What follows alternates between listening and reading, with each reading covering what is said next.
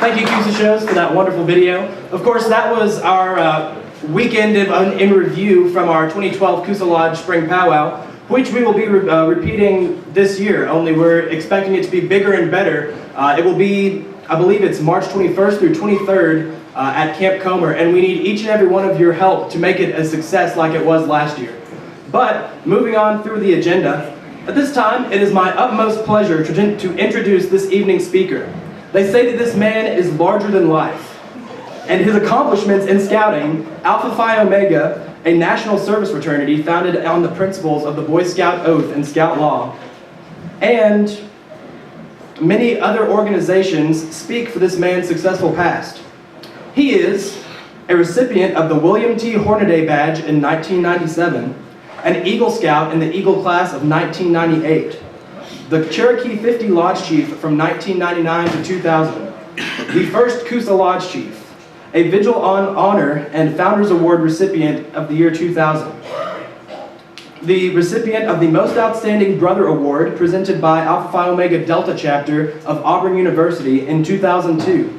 He was awarded the Chapter Distinguished Service Key from Delta Chapter of APHIO in 2003. He received the Section Distinguished Service Key from Section 69 of Alpha Phi Omega in 2006. He is currently the Region 4 Chief of Staff for Alpha Phi Omega and was awarded the Region Distinguished Service Key in 2010. He is a doctoral candidate at Auburn University in higher education and administration. In his community, he is active in the parish of St. Michael the Archangel Catholic Church. He is a 4th degree Knight of Columbus, and he is a certified barbecue judge. He is here to speak to us this evening. Coosa Lodge, please help me welcome Mr. David Self.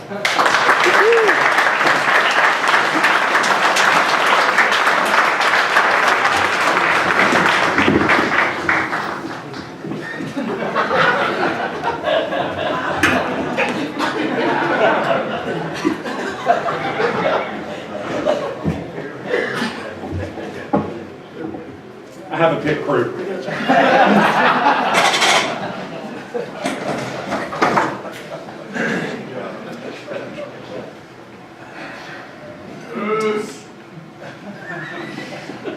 Mr. Datt, Mr. O'Neill, Mr. Kiker, Chief Mayhall, brothers of the Lodge Executive Committee, and Brother Ehrman, I want to thank you for this opportunity to be here with you this evening, to dine with you, to share stories, and to look back on the proud year that Coosa has had.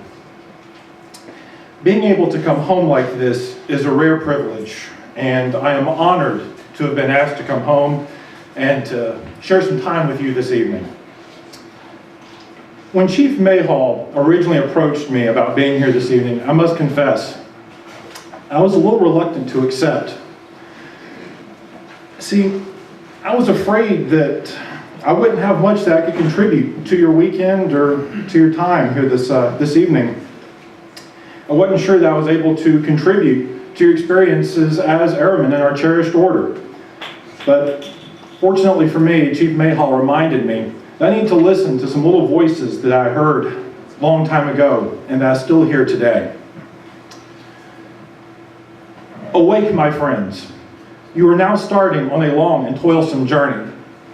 But before you undertake it, you must be prepared completely. Pause and look you back on scouting, whose sign and motto you accepted. Long ago, you gave your promise, said you firmly, on my honor, I'll do my best, I'll do my duty.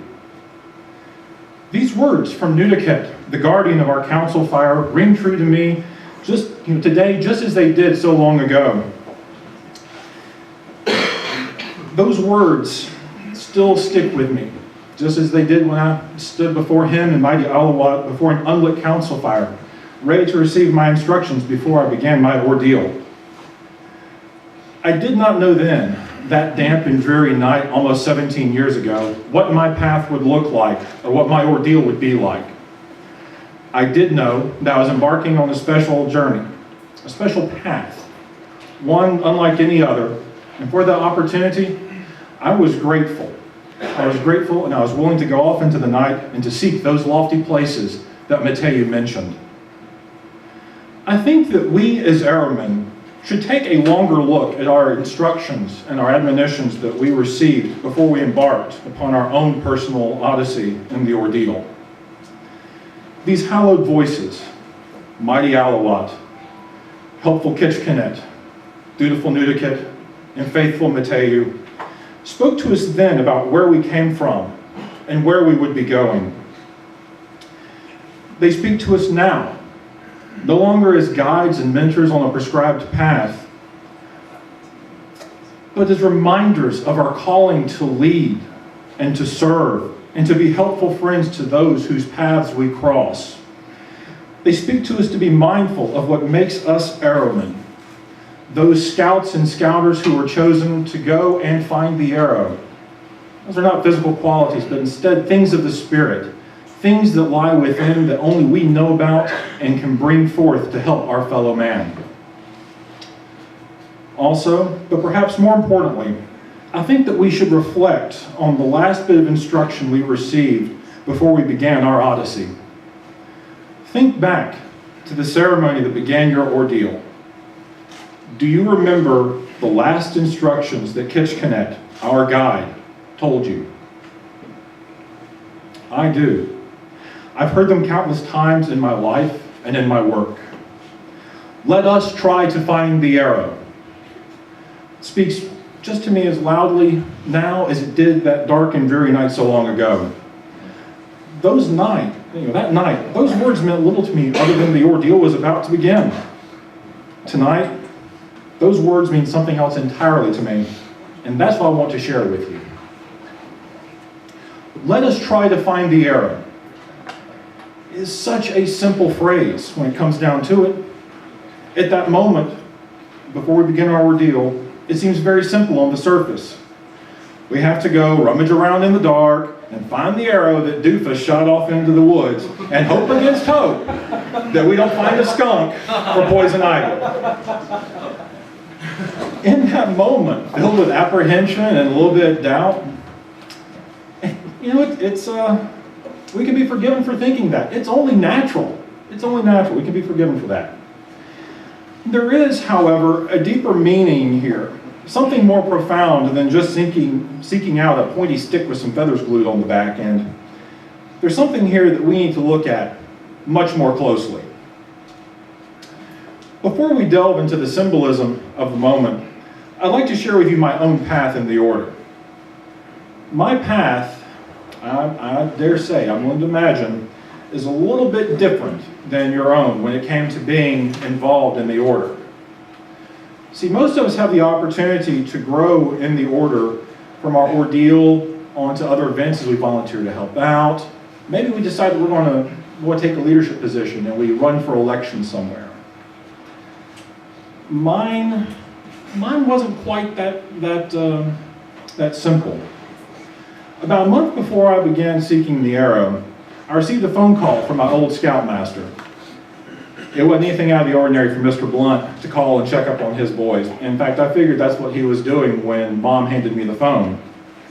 When I answered, Mr. Blunt said, "David, how would you like to write the lodge newspaper?" I said, "Mr. Blunt, I'd love to, but I'm not even in the lodge yet. I haven't taken the ordeal yet." He said, "Don't worry about that. Just be at Camp Winnetasca and leave the rest to me." Okay. My scoutmaster told me where to be and he told me what was about to happen. All right, what can I say? So, off I went to Camp Winnetasca. And I'm going to spare you the details about how it rained all weekend long and how much not fun re-roofing cabins in the rain was. But I am going to say this. That weekend was the beginning to an absolutely fascinating adventure. Ordeal weekend came and went, and suddenly I found myself on Cherokee's LEC. There I am, brand new in the order. I'm on the LEC. Yeah. Here I am, I'm taking notes, I'm writing articles, I'm asking questions, I'm driving all of the older airmen completely and totally bonkers. It was great. But still, I tried to understand what Kitchener meant and why I had to go find the arrow. In the midst of this wondering and questioning, I was writing newspaper articles. I was studying for my brotherhood test. I was participating on merger meetings. I was sitting in on LEC meetings. All these things going on all at the same time, but still, I was wondering, what did Kitchener mean? What did he mean? The weekend that I took my brotherhood test was, in hindsight, a moment of great importance for me. And it was also the weekend I found myself being elected by the lodge to serve as its lodge chief. The applause from the assembled lodge there in the dining hall at Camp Sequoia was amazing. It was thunderous. It was a thing of beauty. And no matter how hard they tried, they just could not drown out that little voice in the back of my head that said, uh-oh. I had only gone through the ordeal in September. And here we are, we're at the beginning of May, and I'm now a lodge chief. I just went through the ordeal, or had I? What began that spring weekend was an adventure that I can't even begin to describe. Suddenly, I'm chairing meetings, I'm attending Council of Chiefs meetings, I'm planning conclaves, I'm gathering stuff to get ready to go to NOAC. I've got hundreds of things going on. And even in the midst of this whirlwind, the ceremonies of that night still stuck with me. What did Mateu mean? Why did Kitchener's words still haunt me? Had I lived up to Alawat's exhortation? Mysteries and lingering thoughts like these dominate your thoughts when you're preparing for an LEC meeting, or when you're sitting in the back of a van for the 9th straight hour as you drive through the cornfields of the Midwest on your way to NOAC, and a ceremonialist is on your shoulder, sound asleep, reciting his lines in his sleep. These things stick with you.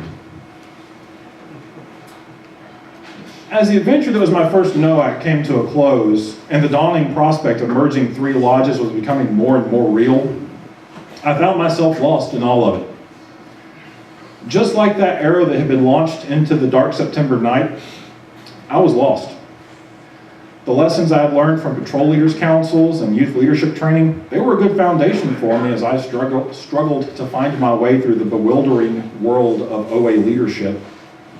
Through lodge leader training, long conversations with the rest of the Key 3, helpful advice from scoutmasters, both old and new, I somehow made it through. But I was still lost. I was still completely lost. Merger meeting after merger meeting came and went. Lodge meeting after lodge meeting, scout meeting after scout meeting, this meeting, that meeting, meetings everywhere. I was still lost and confused.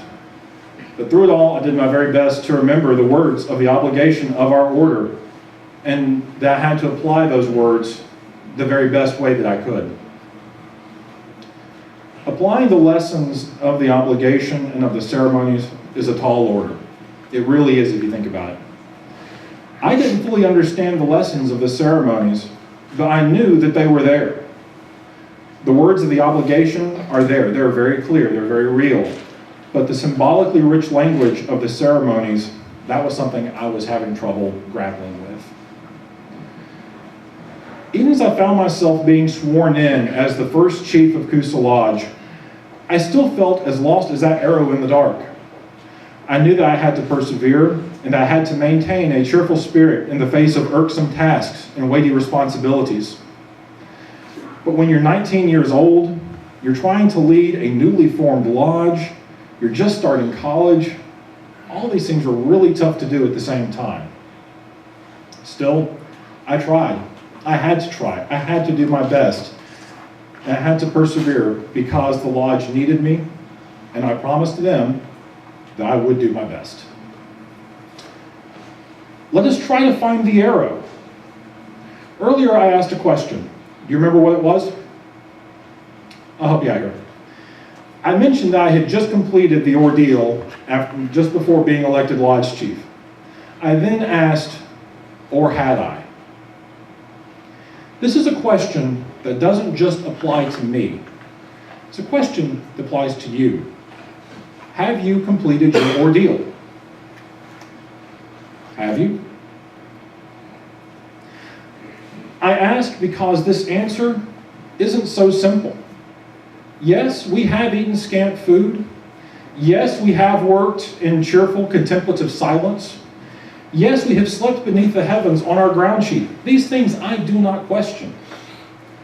What I do question, however, is your belief that you have completed your ordeal. I know that I haven't. I'm not even close. Will I complete my ordeal? One day, but not today. To paraphrase one of my favorite poems, I still have miles to go before I sleep. I think I see some confusion. That's okay. Well, maybe it's boredom. No, I'm going to go with confusion. That makes my ego feel better. Let's think back to the night when we stood before an unlit council fire and were challenged by Nudikit and Kitchkanet, Mateu and Alawat. Let's think about their words and their charges.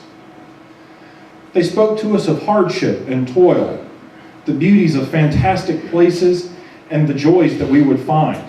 Do you remember? They weren't speaking to us of real places and struggles. They weren't speaking to us of these things at all. They weren't speaking to us of these things that we would face as a group. They were speaking to us as individuals. Kitchkanet, to me, David.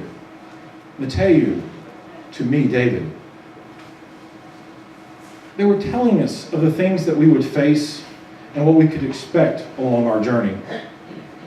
When Mateu spoke to me that night, he spoke of rocky cliffsides, tranquil pools shimmering in the moonlight, and the sound of the wind high in the trees. He was not telling me of the beauties of nature that he had seen. He was advising me that these places that he had seen are within me. They're within each of us. And it is up to us to explore those places within ourselves. If we listen to him and we explore these places, then we will know ourselves and we'll be better able to serve our fellow man. Kitchkanet spoke to me as well that night. Kitchkanet told me of the coming of a storm, of coming sound and fury that would consume the weakest and would test the strongest. He told me that in this maelstrom I would expect to be alone. He was quite right in that, and that's important to remember. Alawat told me that I should cheerfully labor, that regardless of the task, I should be cheerful and that I should seek the positive in every single moment of labor and toil. He told me that I needed to be mindful of my purpose, of why I was there that night, and even today of why I am still here. He reminds me that those who chose me need me. Those who asked me to serve need for me to serve them and to help them. Nudikit, though, told me something very important. He told me that within me there was something that is needed. He called it an ember. He encouraged me to feed that ember, to feed it until it became a roaring blaze that would light not only the path that I must take, but would cast light into the darkness of the coming storm that Kitchkanet warned me about, and that would lead me as I worked cheerfully to serve my fellow man. Do these messages sound familiar? I bet they do. I suspect that our newest brother remembers these words much more clearly than our oldest. But I bet the voices are still there, and I bet the message still rings true. That's the beauty of our order, brothers. That's the beauty.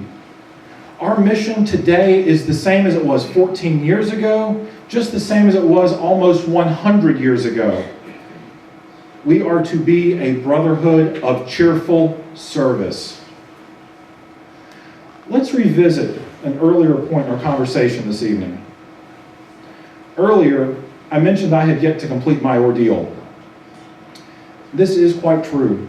When Kitchkanet spoke to me of the solitude in the midst of the storm, he was not referring to something immediate like sleeping under the stars, nor was he speaking of the impending merger of 3 lodges. He was speaking of something deeper and much more profound. See, Kitchkanet was telling me that my life was about to take a change because my fellow scouts asked me to undertake a new path in my scouting career and in my life. They needed me to transform myself from just a scout into a leader and a servant, someone who would work tirelessly and cheerfully to help them and help others. When Nudikit told me to fan the ember and feed it with the oak and the pine, he was not telling me to start just a campfire. No. What he was actually saying was that in the crucible of the ordeal weekend, I should focus on that little ember that's within me, the same little ember that each one of you have. I should focus on that ember, and I should transform it into a roaring fire of service and love for my fellow man. In that fire that we create, we should consecrate ourselves by burning away our selfish aims and dreams and using that fire to forge a new resolve and dedication for ourselves. A resolve and dedication to selfless service to our families, our friends, our communities, and our country. It took me a long time to realize this, brothers. I would love to stand here and say that I understood it immediately and that I'm an Order of the Era prodigy, but I'm not. It took a long time for me to think about these things and to meditate on their meanings. Through countless hours of quiet reflection and contemplation, I realized some very simple truths about myself. When I ran for Lodge Chief, I was listening to the whisper of the wind in the trees. That whispering breeze was the voices of my fellow airmen asking me to commit myself to their service. They asked me to serve them and to help them follow their scouting dreams. As I fueled that fire within me and consecrated myself to service to my fellow man, I was dedicating myself to preserving the spirit and the mission of the Order and of scouting, even if it meant sitting through unimaginably long Lodge Executive Committee meetings and merger meetings and scout meetings and any other meeting that I had to go to. All this to better scouting in our lodge, for everybody here in North Alabama, and for scouting as a whole. Brothers, I have heard these voices on the wind and these admonitions from the mighty chief and the faithful guide, and so have you. For some, it's been a while. For others, it wasn't that long ago. Regardless of what time has passed, we must train ourselves to listen to those voices again. We must listen to them. We must hear the words that they are saying, not with our ears, no, with our hearts and with our minds. If we hear their whisperings in our hearts and in our minds, we'll be able to take their counsel and apply it more easily to our lives. If we listen with our hearts and with our minds, we can better understand what those voices are saying to us. Then, only then, will we be able to commit ourselves more fully to what we as airmen are called to do, to lead and to serve cheerfully. Let us try to find the arrow. But what is the big deal about this arrow anyway? See, therein is a marvelous mystery. One that only we few in this room, we fortunate few, are lucky enough to encounter and understand. Ours is a wonderful gift that we should be mindful of and we should be humbled by. Our fellow scouts chose us to encounter this mystery. Our fellow scouts, those friends and family who have seen us at our very best and at our very worst, they also saw within us some special quality. Perhaps it was that ember that Nudikit spoke of so eloquently. And they decided that we should seek out the arrow. We should thank our fellow scouts. We really should. But we do not, must not, should not ever use words to express our gratitude. We should never use words at all. We should show our gratitude for them, or to them for this honor, by our lives and our actions. We show our gratitude by how we work to help them and to help enrich their scouting experience. We demonstrate our gratitude by freely giving of our energy and our time and our efforts to help others and to take on those roles of leadership that they ask us to do. Just as Noble Uncas answered the call of wise Chingachgook so long ago, so too should we answer the call to selfless service and dedication to the betterment of our fellow man. Then And only then, when we have done this, will we understand what Kitchkanet meant. Before we go this evening, brothers, I'd like to leave you just a few thoughts and a few things that I pulled from this evening. First, we must fuel this ember that is within each of us. We must create a roaring fire of service and love for our fellow man. That ember is what brought us to this point, and it is what our lodge and our order need more than anything. Archimedes said that if he had a lever long enough, he could move the earth. I say that if we have airmen who are constantly fueling that inner ember and are dedicated to the principles of our order, we, my brothers, can move the earth, but more importantly, we can move the hearts and the minds contained therein. Second, we must draw upon our inner strength. Each of us, each and every single one of us, has the strength of mountains and the calm and tranquil resolve of a spring-fed pool deep within our souls. We must tap into that. We must use this strength. We must use this resolve to build up a great lodge and to bring forth the vision of our founders, Dr. Goodman, Colonel Edson, and of course, Lord Baden-Powell. With this quiet strength and resolve, there is no storm that we cannot endure, and there is no task that will be our undoing. Third, we must dedicate ourselves to taking the lessons and the exhortations from the ceremonies and apply them to our lives, not just in moments of quiet repose and meditation, but in every aspect of our lives, especially how we conduct ourselves day in and day out. If we are able to do that, our world will be a much better place, and those who are in it will reap the benefits of our dedication and our efforts. Fourth, we must be mindful that our ordeal only began that night, brothers. Everything that we do, everything that we undertake, every chore that we labor with, every little thing that demands our attention, every period of toil and labor, they are all parts of our ordeal. Just as the Eagle Scout trail has no end, neither does the trail of an airman. That weekend, that ceremony, those trials, all of those are preparations for our new lives and our new responsibilities. When that scarlet arrow that lies on that snow white sash was placed on your shoulder, gone were those carefree and happy days. In that moment, we were visibly committed to leading and to serving cheerfully, guiding our fellow scouts and helping others. Brothers, our ordeal was not finished.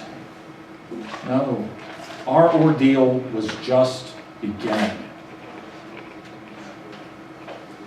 Finally, if we can keep these four things in mind, we're going to be doing all right.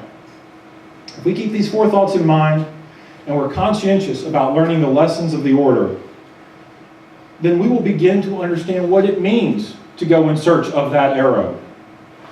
If we apply those lessons daily, if we live by the motto and the slogan that we profess and adhere to the laws of scouting, then on the day that we approach the great and almighty chief of the council, we will be able to rest knowing that we worked cheerfully, we selflessly served others, and that we did our very best. Brothers, I want to thank you for the opportunity this evening. It has been an honor and a privilege. Thank you for humoring me. And brothers, let us go and try to find the arrow.